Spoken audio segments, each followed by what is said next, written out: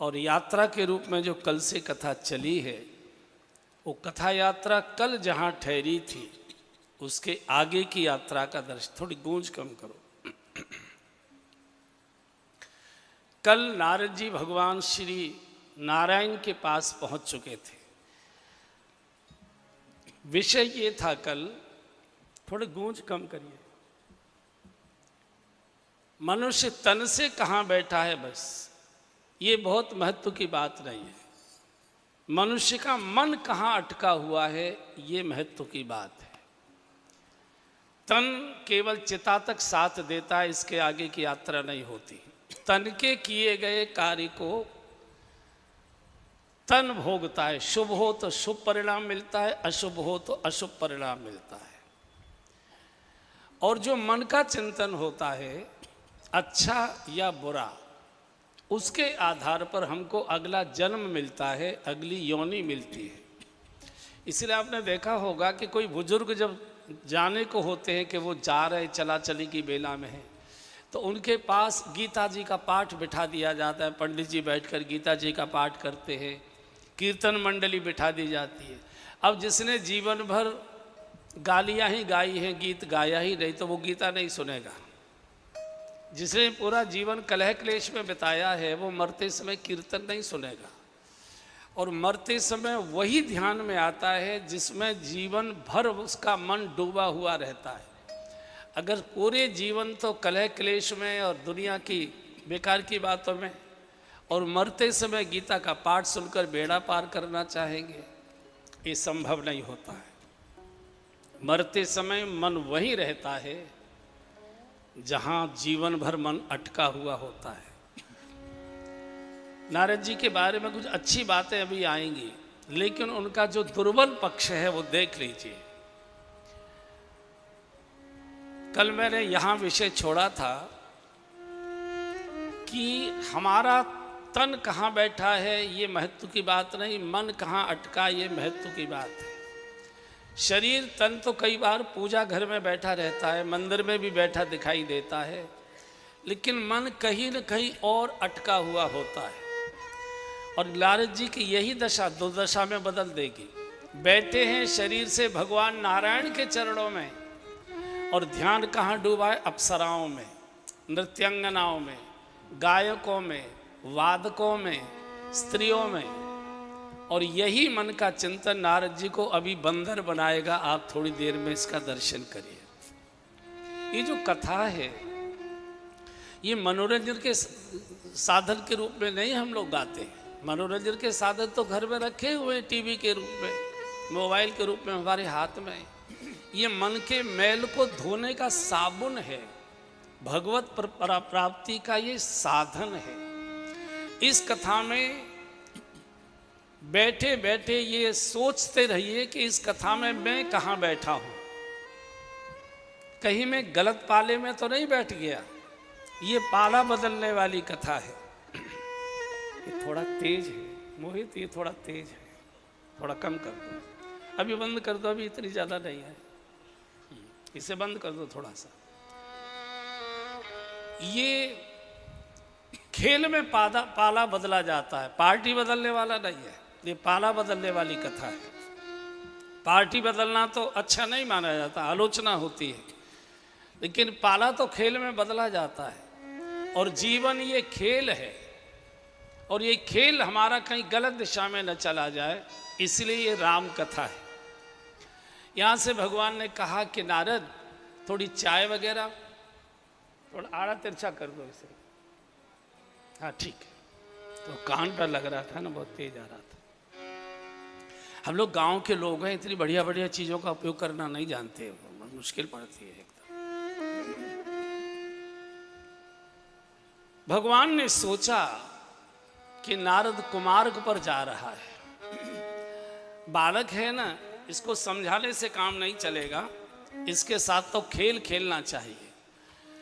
तो नारद जी वहाँ से जब चले तो भगवान ने लीला कर दी, रास्ते में एक बहुत सुंदर नगर बसा दिया माया से। तो इसी रास्ते से नारद जी गए थे बैकुंठ। जब लौट के आए हैं गए थे तब नगर नहीं था, अब बहुत सुंदर सतयोजन, बहुत सुंदर नगर। और यहाँ के राजा शीलनिधि, इनकी बिटिया विश्वमोहिनी, तो खेतों में जो काम कर रहे थे किसान, धान वगैरह जो लगा रहे थे, नारद जी ने पूछा कि ये किस राजा का नगर है इतना सुंदर? बोले शीलनिधि राजा का नगर है। और ये इतने बड़े बड़े पंडाल, मंडप, ये सारे के सारे द्वार दरवाजे, इतनी सजावट, ये क्यों हो रही है शहर में? कोई उत्सव है क्या? बोले हाँ, यहाँ के जो राजा हैं शीलनिधि, उनकी बिटिया है विश्वमोहिनी, उसका आज स्वयंवर है, तो सब उसी की तैयारी है, पूरा का पूरा नगर इसलिए सजाया गया। अब देखिए, काम नारद जी के हृदय में बैठा था। विश्वमोहिनी नाम सुनते ही काम की सुरसुराहट हो गई देखने की, देखूं तो सही। और यहाँ मैं बहुत विनम्रता से निवेदन कर रहा हूँ, चूंकि कथा प्रसारित हो रही है सारे विश्व में, साधु को गलती से भी शादी समारोहों में नहीं जाना चाहिए। कितने ही बड़े शिष्य के बेटा बेटी की शादी है, उनको आश्रम बुलाइए, शादी के बाद बहू और बेटा आए, दामाद और बिटिया आए, आश्रम का दर्शन करेंगे, कुछ मर्यादा का पाठ सीखेंगे, कुछ महाराज के चरणों में बैठकर आशीर्वाद ग्रहण करेंगे। चूँकि शादी समारोह बहुत श्रृंगारिक प्रसंग होता है, जितनी सजावट की चीज़ें होती है शरीर को सजाने के लिए, सब शादी में ही प्रकट की जाती है। और वैरागी साधु जब जाता है तो धीरे धीरे धीरे धीरे वो भी सेमी गृहस्थी जैसा हो जाया करता है। मैं इस पर बहुत विस्तार से नहीं बोलूँगा, चूँकि नाजुक विषय है। इसलिए साधु होकर ये नारद जी शादी समारोह देखने गए, और धीरे धीरे अपनी ही शादी की इच्छा हो जाएगी। ये पहुंच गए, राजा ने बहुत स्वागत सत्कार किए, आइए महाराज, बड़ी कृपा की, आज मेरी बिटिया का स्वयंवर था, आप आ गए, बस मेरी बिटिया को आशीर्वाद दीजिए, बड़ी कृपा हुई परमात्मा की कि आप पधारे हैं। बहुत सुंदर श्रृंगार किए हुए सजी धजी विश्वमोहिनी को उसकी सखियां लेकर आए, और नारद जी ने जैसे ही विश्वमोहिनी को देखा, बड़ी बार लग रहे निहारी, बहुत देर तक टकटकी लगाकर चेहरा देखते रहे। तो राजा ने कहा, गुरुजी इसका चेहरा मत देखिए, इसके हाथ की रेखाएं देखिए, चूंकि स्वयंवर है, कैसा वर मिलेगा, मैंने बहुत लाड़ प्यार से अपनी बिटिया पाली है। और जब हाथ में हाथ लिया तो शरीर में पूरे के पूरे शरीर के रोए रोए में काम की आग सुलग गई। मन में काम बैठा था, आंखों से काम का दर्शन किया, और अब स्पर्श भी हो गया। और जैसे ही हाथ में हाथ लिया, और साधु को हाथ भी नहीं देखना चाहिए, ये भी ठीक नहीं है।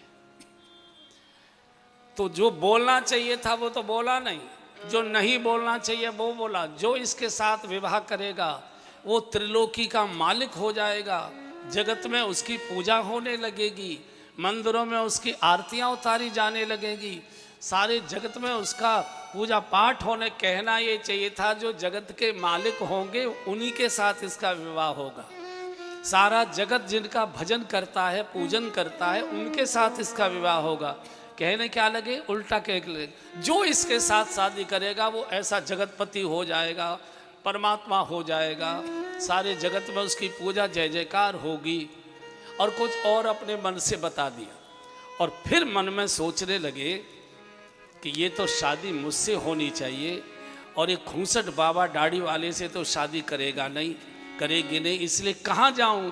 तो हरि सन मांगहु सुंदरता, हरि सन मांगहु सुंदरता, हरि सन मांगहु सुंदरता, हरि सन मांगहु सुंदरता, भूहि जात गहर अति भाई,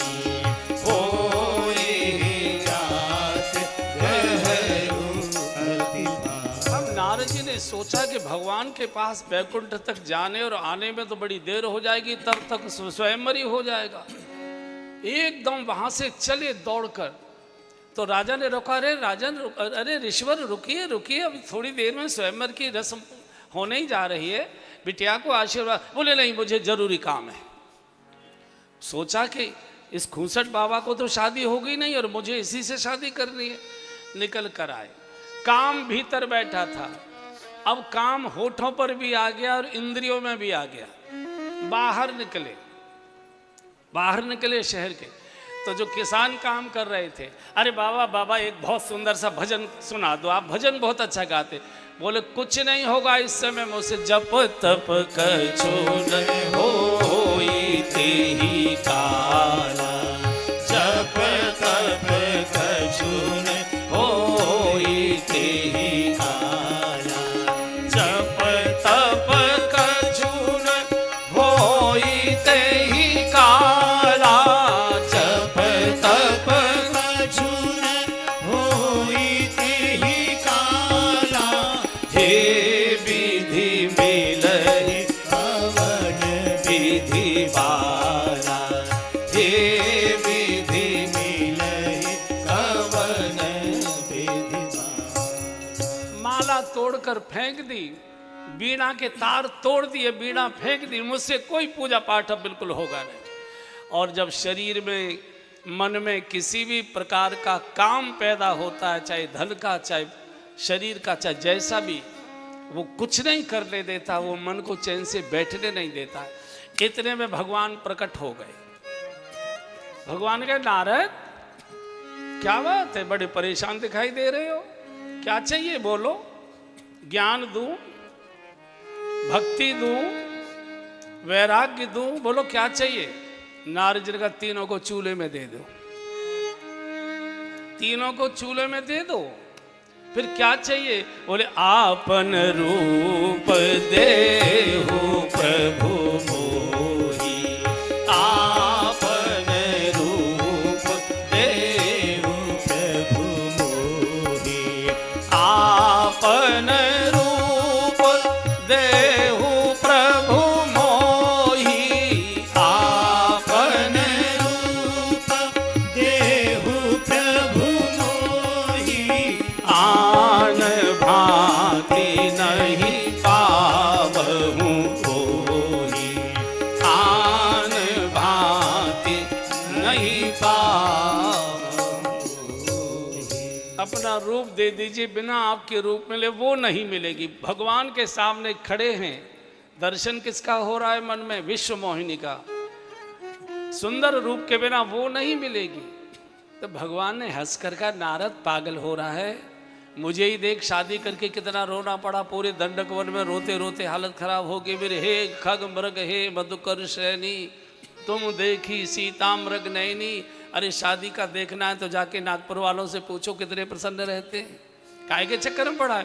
बोले नहीं, जवानी तो भजन पाठ में कट जाएगी, बुढ़ापे में कौन उठाएगा बिठाएगा, अकेले घूमते घूमते बोर हो गए, मन की बात सुनने और करने वाला कोई नहीं, मुझे शादी का। लेकिन साधु के मुख से भगवान ने एक अच्छी चौपाई कहलवा दी। बोले जेहि विधि नाथ हो यही मोरा, जेहि विधि नाथ हो यही मोरा, जेहि विधि नाथ हो यही मोरा, जेहि विधि नाथ हो यही मोरा, करहु सो बेगी दास में तोरा, करहु सो बेगी दास में तोरा। भगवान ने बड़ी सुंदर चौपाई नारद जी के श्रीमुख से बुलवाई। जिन्होंने कहीं से दीक्षा नहीं ली वो इस चौपाई को रोज पाठ करते रहिए, इसी को जपते रहिए। जेहि विधि नाथ होय हित मोरा, करहूं सो बेग दास मैं तोरा। मुझे मालूम नहीं प्रभु कि मेरा हित क्या है और अहित क्या है, जिसमें मेरा हित होता हो देर नहीं करना, अतिशीघ्र उसको पूरा करना। जय विधिनाथ होय हित मोरा, करहु सुबेग दास मैं तोरा। जैसे दीक्षा में गुरु मंत्र देते, ये मंत्र भगवान के श्री मुख से गुरु के लिए आया है। जिनको क्या पूजा करे, क्या पाठ करे, क्या जप करे माला पर, यही चौपाई रटते रही। जही विधिनाथ हो हित मोरा, करो सुबेग दास में तोरा। तो भगवान ने कहा नारद तुम हित की बात कह रहे हो, हम तुम्हारा परम हित करने के लिए बैठे हुए। जय विधि हो परम हित, और नारद सुनहु तुम्हार। सोई हम करवन आन कछु, बचन नम्रशा हमार। नारद तुम हित की बात कहते हो, हम तुम्हारा परम हित करेंगे। जय विध हो ये परम हित, नारद सुनो तुम्हार। सोई हम करवन आन कछु, हमारी वाणी झूठी नहीं होती। और धीरे से एक बात और कह दे, कुपथ मांग रोज व्याकुल रोगी, कुपथ मांग रोज व्याकुल रोगी। वैद्य न देहि सुनहु मुनि जोगी, वैद्य न देहि सुनहु मुनि जोगी। इस चौपाई को नारद जी ठीक से सुन नहीं पाए, क्योंकि मन में आ गया अब तो मेरा सुंदर रूप भगवान ने दे दिया, अब तो शादी होगी। कुपथ मांग रुज व्याकुल रोगी, म्यादी बुखार का रोगी अगर पानी पूरी मांगता है तो डॉक्टर वैद्य देता नहीं है, और ज्यादा भयानक रोग बीमार हो जाए। इस समय नारद तुम काम क्रोध लोभ तीनों से तुमको सन्निपात का रोग हो चुका है, कोई दवाई तुम्हारी काम नहीं करेगी इस समय तुम्हारे ऊपर। अब तो खेल में ही तुमको समझाना चाहिए। भगवान तो अंतर ध्यान हो गए। अब नारद जी को भगवान ने 3 रूप दिए। जब नारद जी स्वयं अपना चेहरा देखते हैं तो भगवान नारायण विष्णु जैसा अति सुंदर सुच सुखद सुशीला बहुत सुंदर दिखाई देते हैं। जब नारद जी को समाज के लोग देखते हैं तो नारद जी ऋषि के रूप में लोगों को दिखाई देते हैं। और नारद जी को जब विश्वमोहिनी देखेगी तो मरकट बदन भयंकर दे खों करता बंदर जैसा दिखाई देता है। और इसमें मुस्कराइए मत, हर आदमी के नारद जी के तो 3 ही चेहरे बताए थे, हमारे सबके कितने चेहरे हैं कभी लिख लीजिए। कितनी बार हमारे चेहरे बदलते हैं। पूजा में बैठे होते हैं चेहरा और प्रकार का होता है, ऑफिस में बैठे होते हैं चेहरा और प्रकार का होता है, मालिक के सामने बैठे होते हैं चेहरा और प्रकार का हो जाता है, हमारा नौकर हमारे सामने आके खड़ा होता है चेहरा और प्रकार का हो जाता है, श्रीमती जी के सामने चेहरा और प्रकार का होता है, स्टेनो के सामने चेहरा और प्रकार का होता है। यही चेहरे दिन रात बदलते हैं, यही चेहरे दिन रात बदलते। ये नारद जी की कथा नहीं है, नारद जी को तो पार्ट बनाया गया, ये सब हमारी आपकी कथा है।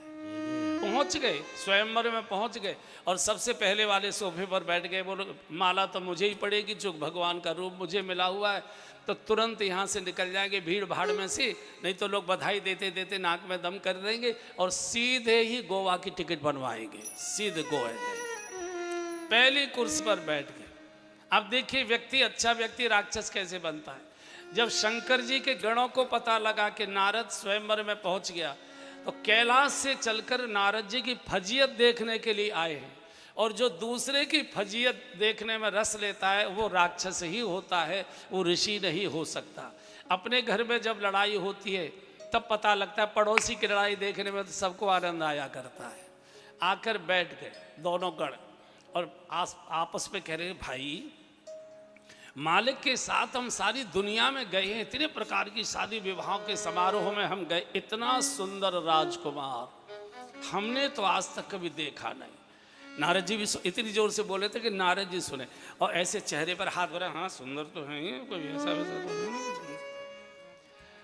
अब सूचना होती है राजकुमारी जी पधार रही हैं, सुंदर श्रृंगार किए हुए विश्वमोहिनी सखियां साथ में सहारा देते हुए वरमाला हाथ में लेकर धीरे धीरे मंडप के अंदर प्रवेश कर रहे थे। सब लोग दक्ष में बैठ गए, रीढ़ की हड्डी सीधी हो गई है, एकदम सावधान हो गए। उसी दिशा की ओर मुड़ी जिस दिशा में नारद जी पहली कुर्सी पर बैठे थे। और जैसे पहली कुर्सी पर खों खों करता हुआ बंदर देखा, मरकट बदन भयंकर दे, एकदम क्रोध में लौट गई। कहा पापा जी से कहो इस बंदर को निकाले यहाँ से। अब शकुन कहाँ से आ गया, लाइन छोड़कर चली गई दूसरी लाइन में। अब ये बड़े परेशान हुए। गोस्वामी लिखते हैं पुनि पुनि मुनि ओ कैसही अकुलाई, पुनि पुनि मुनि ओ कैसही अकुलाई, पुनि पुनि मुनि ओ कैसही अकुलाई, पुनि पुनि मुनि ओ कैसही अकुलाई, देखी दशा हर गण मुस्काई, देखी दशा हर गण मुस्काई। उचक उचक के खांसते तो खों खों लगती है। पुन पुन मुन उकसई अकुलाई। तो दोनों जो शंकर जी के गण बैठे थे उन्होंने हंसकर कहा बाबा क्यों परेशान हो रहे हो, आप ही की शादी होगी, संकोच के कारण आपको वो देख नहीं पाई, आप धैर्य रखो, वरमाला आपके। और जो कोई दुख में डूबा हो उस समय उसका उपहास करने वाला राक्षस ही हुआ करता है, राक्षस ही हुआ करता है। और लौट गई और बीच की दूसरी पंक्ति में भगवान नारायण राजकुमार का रूप लेकर बैठे हुए थे और जाकर वरमाला डाल दी। दुल्हन ले गए लक्ष्य निवासा, रब समाज सब भयउ निराशा। और जैसे ही जय जयकार हो गई, स्वयंवर हो गया। नारद जी तो इतने घबरा गए, बोले ये कैसे हो गया, भगवान नारायण का रूप तो मेरा था, वहां कौन आ गया मुझसे ज्यादा सुंदर। तो गणों ने फिर एक चुटकी ले ली, बोले बाबा ब्याह करवे आए हो, जरा शीशे में जाके मुंह तो देखो। और बंधुओं ये भी सूचना है, जब कोई दुख में डूबा हो तो उसके सामने दुख की बातें फिर नहीं कहना चाहिए, उसको सांत्वना की बातें ही कहनी चाहिए। दुख की बात, दुख में तो नारद जी डूबे ही थे, इतने बड़े तैयारी से आए थे। और कहते चेहरा। और बंधुओं शास्त्र कहता है चेहरा शीशा दूसरे को नहीं दिखाना चाहिए, शीशा स्वयं देखना चाहिए। अगर नारद जी ने स्वयं शीशा देख लिया होता तो ये गण शीशा नहीं दिखाते। और सबसे बड़ा मार्गदर्शक शीशा ही होता है। हम दूसरों को तो शीशा बहुत दिखाते हैं, ऐसा है वैसा है, ये करता है वो करता है, ये खाता है वो पीता है, यहाँ जाता है वहाँ जाता है, लेकिन कभी हम अकेले में अपना मुंह शीशे में नहीं देखते कि मैं कैसा हूँ। दूसरे को दुर्गुण तो बहुत जल्दी मनुष्य देख लेता है, लेकिन मेरे भी चेहरे पर कुछ दाग हैं, इसको देखने की फुर्सत ही नहीं है। और ये राक्षसी प्रवृत्ति है, दूसरे के काले दागों की चर्चा करना, उपहास करना, मजाक बनाना, यही राक्षसी प्रवृत्ति। दाग देख रहे हैं तो अपने देखिए, आत्मनिरीक्षण अपना करें। और यहाँ से गुस्से में बोले नारायण के बच्चे को ही देख रहा है। चले जा रहे तो शहर के बाहर एक बहुत बड़ा तालाब था और उसमें जब झांक कर देखा तो मरकट बदन भयंकर देही, बंदर जैसा मेरा रूप बना दिया और गालियां देने लगे। बोले विष्णु के बच्चे, आगे नहीं बोल पाऊंगा, जो गालियां दी थी मेरे बस की नहीं। और नागपुर के लोगों को गाली देने का बहुत अभ्यास है, यहाँ मजाक में भी गालियां बहुत चलती हैं, तो वो मुझसे यहाँ से बोली नहीं जाएगी। हमने भी सुनी है, ओटीसी वगैरह में आते थे तो यहाँ वो शब्द चलते हैं और वो इतने इतने रम गए हैं कि आपको ये लगेगा ही नहीं कि गालियाँ हैं, ऐसा होता। तो दौड़े जा रहे थे, ओहो विष्णु के बच्चे आज तेरी खबर लेनी है, या तो तू है या मैं हूँ। और दौड़े जा रहे हैं। फरकति अधर कोप मन माही, सपदि चले कमलापति पाहि। फरकत अधर कोप मन माही, सपदि चले कमलापति पाहि।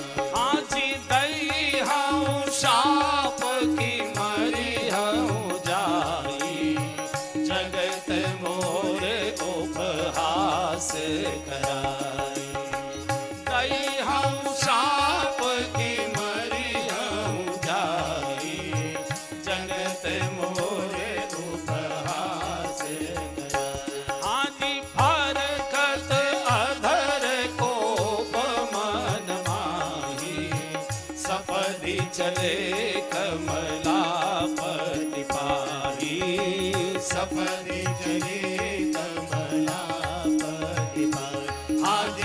सपदि चले कमलापति पाई। होठ कपकपा रहे हैं क्रोध के कारण से, चेहरा तमतमा रहा है, शरीर में कंपन हो रहा है, दौड़े चले जा रहे, सपद चले। भगवान बड़ी कृपा करते हैं। जब कोई जीव भगवान की ओर आता है तो चाहे मन से आए चाहे बेमन से आए, भगवान उसको ज़्यादा परिश्रम नहीं करने देते। भगवान बीच में ही प्रकट हो जाते हैं और बीच ही पंथ मिले धनुचारी, बीच ही पंथ मिले धनुचारी, बीच ही पंथ मिले धनुजारी, बीच ही पंथ मिले धनुजारी, संग रमा सोई राजकुमारी, संग रमा सोई राजकुमारी। बंधुओं और बहनों, भगवान बीच रास्ते में ही मिलता है। कोई भी भगवान की ओर जब चलने की कोशिश करता है तो भगवान बीच रास्ते में मिल जाता है। आपने देखा होगा, अपने बड़े बूढ़े जो बैठे हैं, इन्होंने छोटे बच्चे अपने नाती पोते खिलाए होंगे। तो जब छोटा बच्चा चलना सीखता है और ऐसे ऐसे करके चलता है और बाप दादू या वो नाना कहता है do do do do do ऐसे, और बच्चा तेज गति से भी चलना सीखा ही है तो गिर न जाए, दादा झपट्टा मारकर एकदम उठा लेता है, ऊपर खिलाकर छाती से लगा लेता है। भगवान भी जानते हैं कि मेरी ओर बहुत मुश्किल से लोग चलते हैं, ये नारद दौड़कर मेरी ओर आ रहा है कि थक कर निराश होकर बैठ न जाए। भगवान बीच रास्ते में ही कृपा कर देते, किसी न किसी साधु से मिलवा देंगे, कोई न कोई राहत का समाचार दिलवा देंगे, कोई न कोई सहायक को खड़ा कर देंगे, किसी न किसी रूप में। तब तब प्रभु धरि विविध शरीरा, हरे कृपा निधि सज्जन पीरा। भगवान किसी न किसी रूप में प्रकट होकर भक्त की सहायता करते। तो भगवान अरे नारद सुनो सुनो, अरे भाई कहाँ चले जा, ये तो दौड़े चले जा रहे हैं, बोले आज चाहे मरूंगा चाहे मारूंगा, दौड़े जा रहे थे धुन में। तो भगवान की वाणी सुने, जैसे देखा ओ रथ में संग रमा सोई राजकुमारी, लक्ष्मी जी और वही विश्वमोहिनी राजकुमारी। देखते ही क्रोध में इतनी गालियां देने लगे, वो गाली मुझसे दी नहीं जाएगी। विष्णु के बच्चे तेरी ऐसी की तैसी, बस इतना ही बोलूंगा, इससे आगे नहीं बोलूंगा।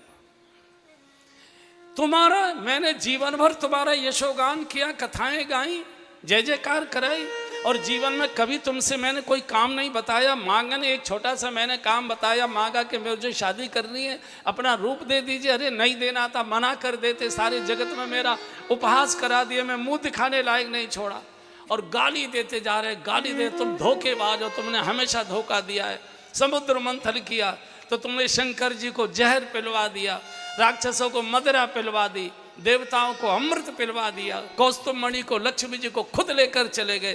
तुम हमेशा धोखेबाज रहे हो, आज तक तुमको कोई रोक टोक करने वाला नहीं मिला, आज मैं मिला हूं। मेरा तुमको शाप है कि जब जैसे स्त्री के विरह में मैं तड़प रहा हूं, एक दिन तुम भी स्त्री के विरह में ऐसे ही रोओगे, ऐसे ही तड़पोगे। भगवान ने शीश झुकाकर, साधु का तो शाप भी आशीर्वाद ही होता है। तो लक्ष्मी जी ने कहा प्रभु ये बाबा इतनी गालियां दे रहा है, रोको ना इसको, देखो कितनी देर से गाली दे रहा है। बोले लक्ष्मी जी तुम बीच में मत आओ, भक्त और भगवान के बीच में घरवाली का कोई काम नहीं है, तुम चुप बैठी रहो। बोले क्यों इतनी गाली, बोले गाली नहीं दे रहा है तो, बोले रस्म पूरी कर रहा है। क्या मतलब? बोले शादी के समय पर गालियां गाई जाया करती हैं, तो हम तुमको जल्दी में लेकर निकल आए, तो वो रस्म पूरी करने के लिए नारद यहाँ तक आया हुआ है, तो रस्म है। और कहा लक्ष्मी जी साधु की गाली में भी आशीर्वाद ही होता है, साधु की वाणी क्रूर नहीं होती, कठोर तो होती है, क्रूर नहीं हुआ करती है। और जब पूरी गाली जब ये कह दिया कि जैसे मैं विरह में तड़प रहा हूं, तुम भी स्त्री के विरह में ऐसे ही तड़पोगे, भगवान ने तुरंत माया सपेट ली। नहीं तह रमान राजकुमारी, न लक्ष्मी जी हैं, न वो विश्वमोहिनी है, भक्त और भगवान दोनों खड़े। अब तो नारद जी को विवेक जागा, ये क्या मैंने बोल दिया, ये तो लगता है सब लीला थी। एकदम चरणों में गिर पड़े, प्रभु मेरी वाणी असत्य हो जाए, मेरी वाणी असत्य हो जाए। प्रभु भूल से बोल गया, क्रोध में बोल गया। बहुत रोए। भगवान ने कहा नहीं नारद, साधु क्रोध में भी आशीर्वाद ही देता है। अगर तुमको श्राप देना था तो ये कहते कि तुम शादी करोगे और ये स्त्री तुम्हारी नाक में दम कर देगी, ऐसा करेगी वैसा करेगी, और तुमने कहा कि बंदर ही तुम्हारी सहायता करेंगे, तुमने मुझे बंदर रूप दिया है। अगर तुम श्राप देते तो यह कहते वृंदावन की तरह बंदर तुम्हारा चश्मा ले जाएंगे, बंदर तुम्हारे कपड़े ले जाएंगे, बंदर तुम्हारी नाक में दम कर देंगे। बंदर सहायता करेंगे और मेरी शादी होगी, ये तो पक्का हो गया। तो प्रभु आम बना कर देते ना, आम बना कर देते, मेरा सारे जगत में उपहास हो गया। बोले नारद उस समय तुम बना सुनने के मूड में नहीं थे, उस समय तुम्हारे सिर पर काम नाच रहा था। अगर मैं तुमसे मना करता तो कहते कि अपनी तो पत्नी पास बिठा रखी है लक्ष्मी जी के रूप में और जवान बेटे की शादी नहीं होने दे रहे हो। मैंने सोचा बच्चे को खेल में ही समझाना चाहिए, वैसे तुम समझने की स्थिति में नहीं थे।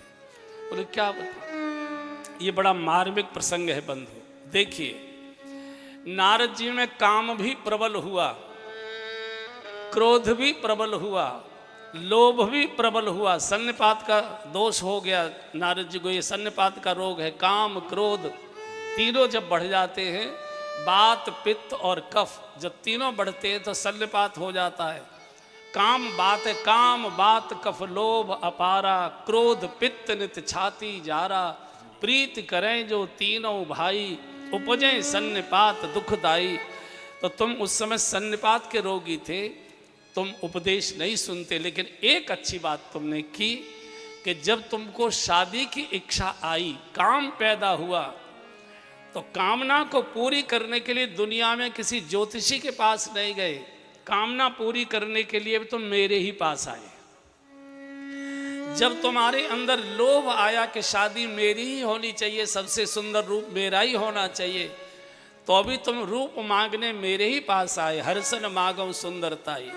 और जब तुम्हारी कामना पूरी नहीं हुई और तुमको जब क्रोध आया तो गाली गलौज करने भी इधर उधर नहीं गए, गाली गलौज करने भी मेरे ही पास आए। और मेरा ये नियम है कि जीव अगर अपना शुभ और अशुभ सब कुछ मुझे समर्पित कर देता है तो मैं उसकी सब प्रकार से सब परिस्थितियों में मैं रक्षा करता हूँ, मैं सुरक्षा करता हूँ। और कैसे करता हूँ? करो सदा तीन के रखवारी, करहूँ सदा तीन के रखवारी, जिमी बालक राखही में तारी, जिमी बालक राखही में तारी। आजी जिमी बालक राखही में तारी, जिमी बालक राखही में तारी। जो पूरी तरह से मुझे समर्पित हो जाता है, मैं उस भक्त की कैसे रक्षा करता हूं? जिनमें बालक राखई मेहतारी। गोस्वामी जी ने मेहतारी शब्द बोला है। आपको मालूम है मेहतारी शब्द कैसे बना है? मेहतर से मेहतारी शब्द बना। यहां भी चलता होगा नागपुर में, मेहतर शब्द चलता है ना। मेहतर से मेहतारी शब्द बना है। भगवान कहना चाहते जैसे बच्चे की रक्षा मेहतारी करती है। और मेहतर क्या काम करता है बंधुओं? वर्णन करने की आवश्यकता नहीं। जैसे कोई नहीं करता उसे मेहतर करता है। हमारे सारे मलमूत्रों को उठाकर टोकरी में भरकर सिर पर रखकर शहर के बाहर जाकर फेंकता है, हमारे घर को बिल्कुल स्वच्छ और आनंद से भर देता है। ये काम मेहतर करता है, दूसरा कोई नहीं कर सकता है। दूसरा कोई, बच्चे ने पोटी कर दी, उसकी चाची भी है, उसकी ताई भी है, उसकी दादी भी है, कोई भी है, चिल्लाते रहे अरे आपके मुन्ना ने पोटी कर दी, अरे आपको मुन्ना ने पोटी कर दी। लेकिन चाची ताई धोएंगी नहीं उसकी पोटी को, माँ ही दौड़ कर आएगी। जिस कार्य को कोई ही नहीं कर सकता उस कार्य को माँ किया करती है। जिमें बालक राखे महतारी। तू मेरी बात सुन नहीं पाता, उस समय तेरे सिर पर काम नाच रहा था। मैंने सोचा बच्चे के साथ खेल ही कर लिया जाए, इसलिए मैंने खेल कर लिया। बोले नहीं महाराज बहुत ग्लानि हो रही है, मैंने कितनी गंदी गंदी गाली आपको दी। और इस सूत्र को समझ लीजिए, नारद जी के माध्यम से भगवान कहना चाहते हैं कि अगर मुझे चाहते हो तो फिर दौड़कर मेरी ओर आओ। दुनिया की ओर जाओगे तो मैं बैठा सोता रहता हूं। भगवान सुबक्कड़ बहुत है, शांताकारम भुजग शयनम। जब जीव मेरी ओर आकर पुकारता है तब मैं जागता हूं, अन्यथा तो मैं सोता रहता हूं। और जो भगवान को अपना मान लेते हैं, अच्छा भी तेरा बुरा भी तेरा, तेरा तुझको अर्पित क्या लागे मेरा, शुभ भी तेरा अशुभ भी तेरा, प्रभु हम तो कुछ जानते नहीं। भगवान कहते फिर तू चिंता मत कर, चैन से अपने घर में ठाठ से सोफे पर बैठकर कॉफी पी, तेरी सारी समस्या संकटों का समाधान मैं करूंगा। ये कैसे? बोले कराऊं सदा तिनके रखवारी, जिम बालक राखे महतारी।